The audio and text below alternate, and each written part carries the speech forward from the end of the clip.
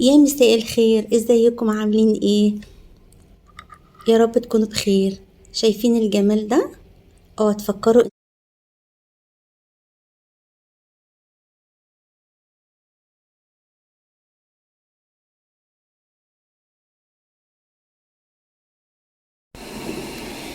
ده سكر انا ضرباه كده، دي كوبايه سكر انا طحناه في الكبه بتاعه الخلاط، وحاطه عليها بالظبط.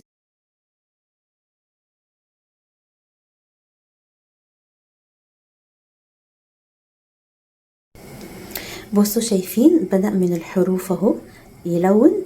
اهم حاجه توطي عليه النار علشان ما يتحرقش.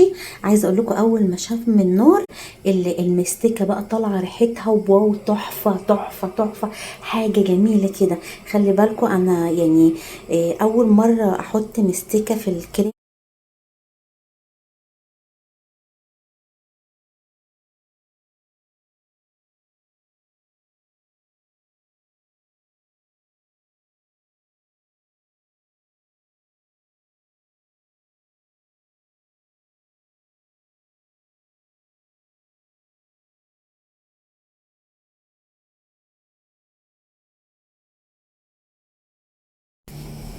ابتدى اهو لونه يعني يتغير شويه ويبقى حلو. عايزه اقولك خلي بالك لما تيجي تعمليه، خلي بالك على ايدك. خلي بالك ما يكونش فيه اطفال جنبك، لان هي لسعته خطيره بصراحه. خلي بالك اعمليه كده، ما يكونش ولادك موجودين جنبك لو عندك اطفال.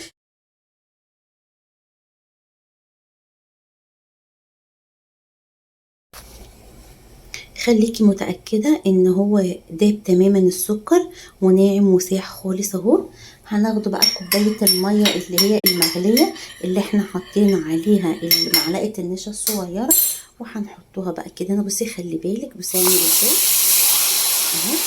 أهو.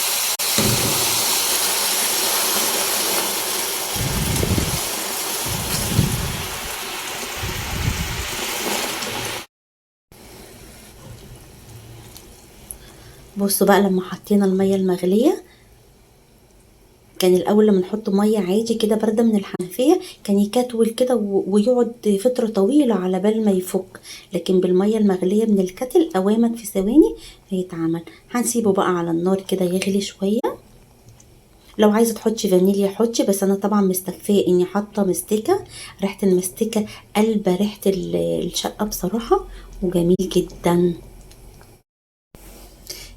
طبعا دي طريقة اقتصادية جدا. بدون نشا، قصدي بدون حليب ولا كريمة ولا أي حاجة. هي زي ما انتوا شايفين طريقتها كده بسيطة اهي. احنا بس هنحط عليها، عندك زبدة، عندك احنا هناخد بس معلقة زبدة كده من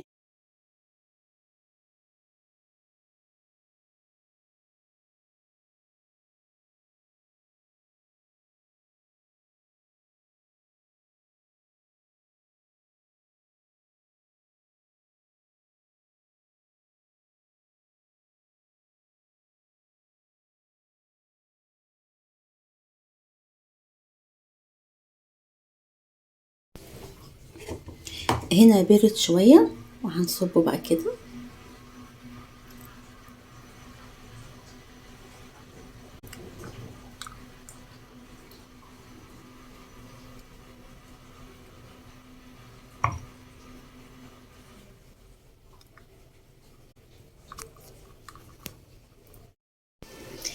احنا فضيناه كده هنا. بصوا هو كده طبعا لسه دافي. لسه لما يبرد كمان قوي او يبات في التلاجة هيدي شكل في منتهى الجمال. طبعا انا عملته قبل كده معاكم بالشوكولاتة البيضة قبل كده.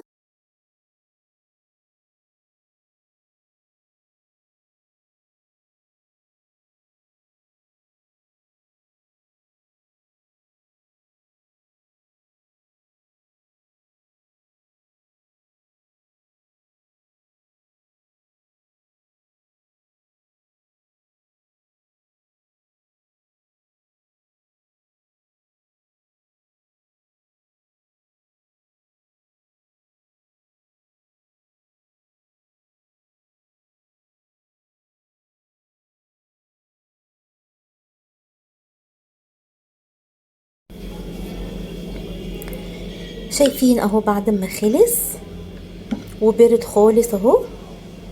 انا حطيته ساعة كمان في التلاجة، لسه كمان يعني لو بات كمان ان شاء الله لحد بكرة هيبقى طبعا اتقل من كده بكتير. عملته بطريقة اقتصادية موفرة جدا.